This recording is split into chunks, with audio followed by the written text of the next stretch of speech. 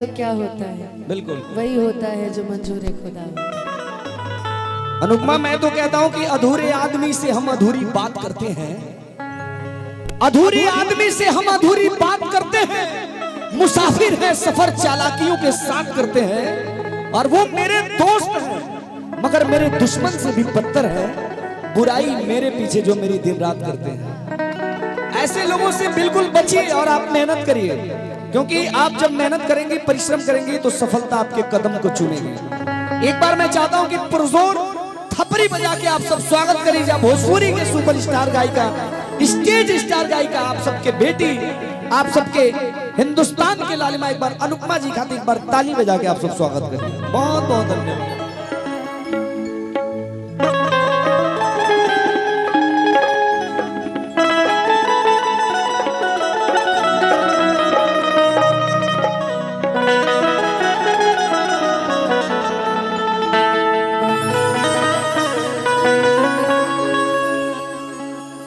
सबसे पहले संदीप जी के तिलकोत्सव के बहुत सारा शुभकामना।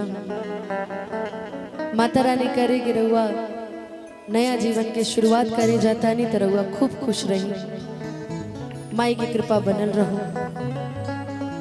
और आई एगो लाइन कहे माई खातिर, बाकी ओकरा बाद एगो तिलक के गीत, ओकरा बाद लोकगीत, तमाम तरह के गीत जौन रउआ सभी सुनीला, पसंद करीला, जौन एल्बम के माध्यम से, मंच के माध्यम से रउआ सभी गाना के खूब सारा प्यार और आशीर्वाद देले बनी, सब गीत के आज सुनाए। हमने के बीच में हमने के गार्जियन, सुप्रसिद्ध राइटर, हमने के बड़ भैया बने कृष्णा बेदर्ती भैया के बहुत बहुत स्वागत, अभिनंदन, वंदन। हमरा याद बा कि जब हम पटना में पहली बार आयल रही तो भैया के बहुत सारा प्यार आशीर्वाद मिलल रहे, और भैया वही टाइम हमरे से कहले रहे कि ना तू बहुत आगे जाए। बाकी मेहनत के बदौलत, जनता के प्यार आशीर्वाद, बड़ भाई के प्यार, जनता के प्यार, माई बाप के आशीर्वाद से रउआ सब अनुपमा के बहुत प्यार और आशीर्वाद देतानी, और आगे भी ये कामना करब कि रउआ सब इतने प्यार आशीर्वाद हमरा के दी। हमरा के ज्यादा और कुछ न चाहिए। हमरी के बीच में धनंजय शर्मा भैया, भोजपुरी के बहुत ही सुंदर कलाकार, जहाँ के गाना गईबे न कैनी अभी कि मुझे दिल की बीमारी है, हो कि दिल को तेरी बीमारी है। ये सच में हम सब यहाँ जितने बैठे हैं सभी का फेवरेट गाना है। बाकी राजा राम भाई के पूरा टीम है, पलक पांडे जी उपस्थित बाड़ी, बड़ा कम इनकरा से मुलाकात हो रही, छिप के रहेली हमेशा। बाकी अच्छा लगल, एगो बेटी मंच पे उपस्थित भी है, और मंच पे जब भी पलक के देखीला बड़ा अच्छा लगेला कि तू अब मंच करो, अब जबरदस्त करो। नेहा राज जी भोजपुरी एल्बम की दुनिया में सबसे अलग जेकर वोकल है, जेकर वोकल टेक्सचर बहुत सुंदर है। नेहा राज जी बानी यहाँ के अलगे दुनिया में जिला, केकरो से मतलब ना है, अपन गई है, अपन कमाई, अपन घरे रही, मिली त मिली, ना त जैसी आ। नेहा राज जी के बहुत बहुत प्रणाम, और हमेशा असही रहो, मुस्कुरात रही। जीजा जी भी कैमरा लेके एकदम रिकॉर्डिंग पे लगल। साथे साथे विकास जी के बारे में कुछ बोल दी। अब का कहीं, अब जीजा जी बनी तो अब का कह सकतनी, जीजा जी दुलरुए न बोले। अरशद राज जी बानी, मुस्कान जानू के पूरा टीम, हमार छोट भाई रघु, इतना छोट है लेकिन एकर मेमोरी बड़ा तेज है। माई करे असही तू पढ़ाई लिखाई में भी अव्वल रहा, जैसे गीत गवनई में तू अव्वल बड़ा हो, सही आगे बढ़ा, खूब तरक्की हो, माई की कृपा बनल रहो। बाकी आई एगो 2 लाइन के माई के सुमिरन, ओकरा बाद एगो तिलक के गीत, ओकरा बाद जैसन विशेष फरमाइश रही कि माँ की ज्योति से नूर मिलता है, कि चैन मिलता है, सुरूर मिलता है, कि जो भी आता है मैया जी तेरे दर पे कुछ न कुछ तो जरूर मिलता है।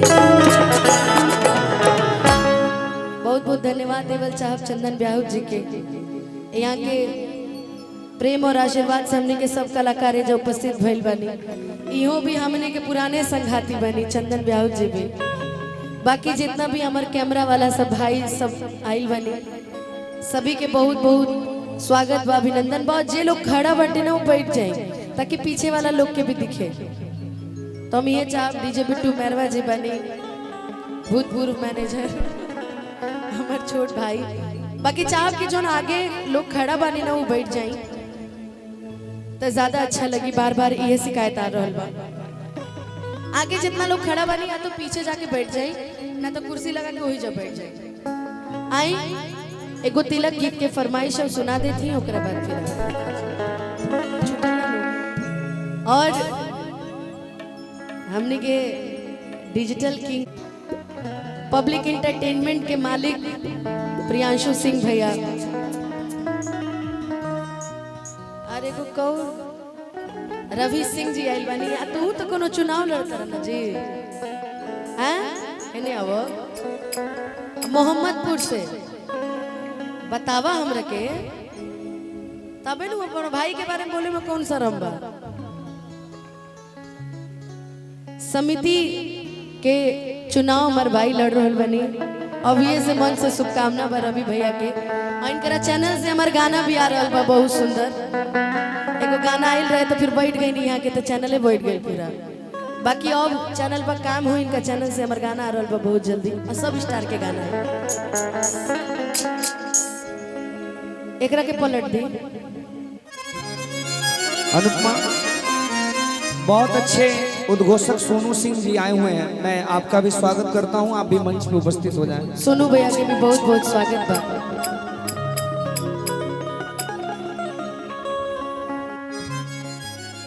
तो पहले हम तिलक के गीत गा देती हैं, ओकरा बाद फिर चेंज कराए। पहले कि उठा उठा राजा बबुआ, हरे हो जा तैयार हो, कि उठा उठा राजा बबुआ हो जा तैयार हो, दुबारा दिल कहरू दुबारा दिल कहरू चूमे लीलार हो, दुबारा दिल कहरू चूमे लीलार हो, दुबारा दिल कहरू। उठा उठा राजा बबुआ हो जा तैयार हो, उठा उठा राजा बबुआ हो जा तैयार हो, दुबारा दिल कहरू दुबारा दिल कहरू चूमे लीलार हो, दुबारा दिल कहरू चूमे लीलार हो, दुबारा दिल कहरू। हरदी हरदिया दूध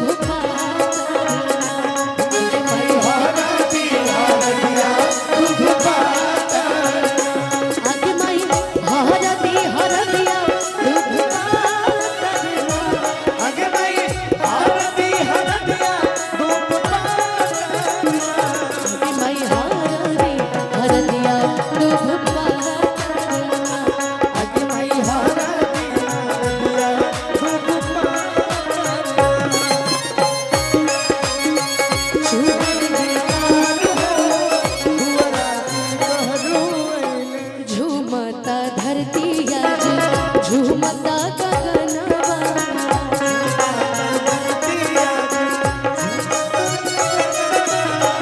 बाजे शहनाई देखा आज हो भवनवा, बाजे शहनाई देखा आज हो भवनवा, सभे बाटो रायल बाटे आज दुआर हो, सभे बाटो रायल बाटे आज दुआर हो, दुआरा दिल कहरू दुआरा दिल कहरू चूमे लीलार हो, दुआरा दिल कहरू चूमे लीलार हो, दुआरा दिल कहरू चूमे लीलार हो, दुआरा दिल कहरू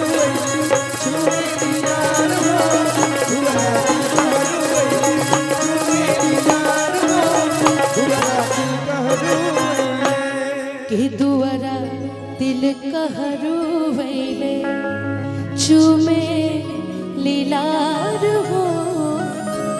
बाकी गार्जियन की तरफ से बहुत बहुत आशीर्वाद और छोट भाई की तरफ से बहुत बहुत आशीर्वाद पुरस्कार। अब केकर छोट भाई ना पता।